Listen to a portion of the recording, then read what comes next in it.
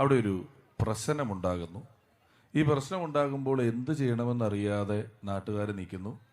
അങ്ങനെയാണ് കണിമംഗലത്ത് ജഗന്നാഥൻ എന്ന് പറയുന്ന ലാലേട്ടൻ്റെ കഥാപാത്രം വരുന്നത്.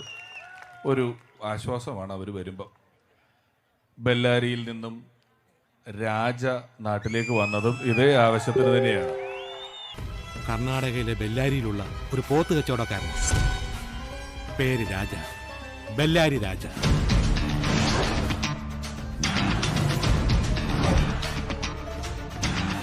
ഏറ്റവും വലിയ കൈയടികൾ ഉണ്ടാകുന്ന ഒരു സ്ഥലം അതാണ്. ഒരുപക്ഷെ വടകരയുടെയും തിരക്കഥയിൽ അതുപോലെ ഒരു സ്ഥലത്തേക്കാണ് ഷാഫി പറമ്പിൽ എന്ന ഹീറോ വന്നു കയറിയിരിക്കുന്നത്.